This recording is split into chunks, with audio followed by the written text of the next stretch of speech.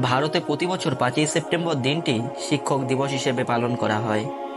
শিক্ষকদের প্রতি সম্মান জানিয়ে এই দিনটি পালন করা হয়।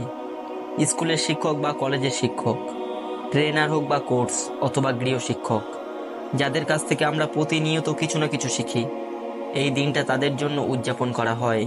কারণ আমাদের জীবনে শিক্ষকের ভূমিকা অনস্বীকার্য।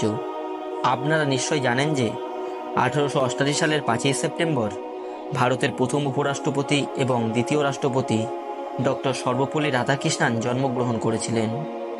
তার জন্মদিন উপলক্ষে 5ই সেপ্টেম্বর দিনটি শিক্ষক দিবস হিসেবে পালন করা হয়। কিন্তু কেন রাধাকৃষ্ণানের জন্মদিনকেই শিক্ষক দিবস হিসেবে পালন করা হয়, সেটা কি আপনি জানেন? জানেন কি এর পেছনের ইতিহাস? এই ভিডিওতে আপনারা সেই সব প্রশ্নের উত্তর জানতে পারবেন, তাই ভিডিওটি শেষ পর্যন্ত অবশ্যই দেখুন। ডক্টর সর্বপল্লী রাধাকৃষ্ণান ছিলেন একজন শিক্ষক, মহান দার্শনিক এবং লেখক। রাজনীতিতে যুক্ত হওয়ার পূর্বে 40 বছর পর্যন্ত তিনি শিক্ষকতা করেছিলেন। তিনি অক্সফোর্ড ইউনিভার্সিটিতে অধ্যাপনা করেছিলেন। ডক্টর সর্বপল্লী রাধাকৃষ্ণান ভারতবর্ষকে শিক্ষার দিক থেকে এগিয়ে নিয়ে যেতে গুরুত্বপূর্ণ ভূমিকা পালন করেছিলেন। ছোট থেকেই তিনি বই পড়তে ভালোবাসতেন। তামিলনাড়ুর তিরুতানি গ্রামে 1888 সালে 5ই সেপ্টেম্বর তিনি জন্মগ্রহণ করেন। ডক্টর রাধাকৃষ্ণান সর্বপল্লী নামটা তার পূর্বাসদের থেকে পেয়েছিলেন, কারণ তার পূর্বাসরা সর্বপল্লী গ্রামে থাকতেন। এই জন্য তারা চাইতেন যে তাদের নামের সাথে সর্বপল্লী নামটা জুড়ে থাকুক। সাধারণ পরিবারে জন্মগ্রহণ করা রাধাকৃষ্ণান তার ছেলেবেলা অতিবাহিত করেছিলেন তিরুত্তানি এবং তিরুপতির মতো ধার্মিক স্থানে। ছোটবেলা থেকেই পড়াশোনার প্রতি তার প্রবল আগ্রহ ছিল। তার শিক্ষা জীবন শুরু হয় লুথেরা মিশন স্কুলে। পরবর্তী ধাপে পড়াশোনা করেন মাদ্রাজ খ্রিস্টান কলেজ থেকে।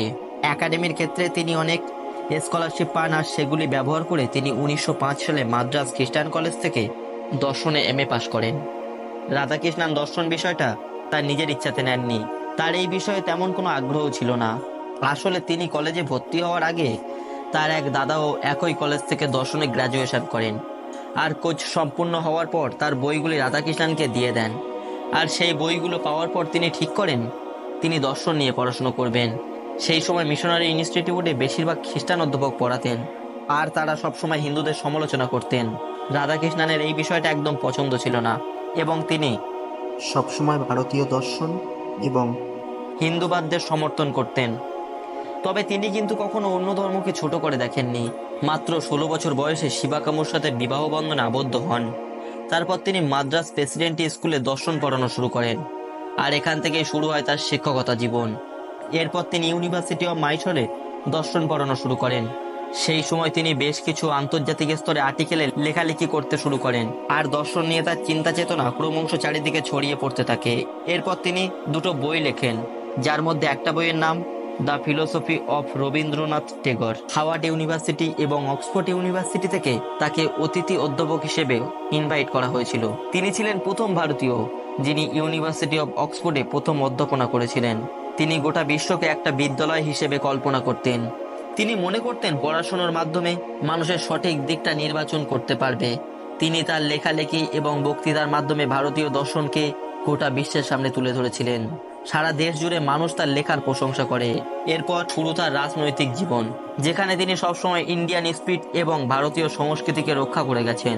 যেভাবে ওয়েস্টার্ন কালচার আমাদের দেশের সংস্কৃতিকে দমিয়ে রাখছিল, তিনি একেবারেই সেটার পক্ষপাতী ছিলেন না, ছিলেন তীব্র বিরোধী। 1962 সালে তিনি যখন ভারতের প্রেসিডেন্ট ছিলেন, তখন একবার তার গুণমুক্ত ছাত্ররা এবং কিছু বন্ধুরা তার কাছে আসে তার জন্মদিন পালনের অনুমতি চাইতে। তখন তিনি বলেন এটা খুব গর্বের এবং সম্মানের হবে যদি তার জন্মদিনটাকে সমস্ত শিক্ষকদের সম্মান জানানোর লক্ষ্যে পালন করা হয়। তখন 1962 সালে 5ই সেপ্টেম্বর প্রথমবার শিক্ষক দিবস পালন করা হয়। বিশ্বের সমস্ত মহান ব্যক্তিদের মত অনুযায়ী আমরা যতদিন বেঁচে আছি ততদিন আমাদের জ্ঞান বন্টন করতে থাকা উচিত। কথাটা এক মহান দার্শনিক একটা কাহিনীর মাধ্যমে এমনভাবে বুঝিয়েছেন।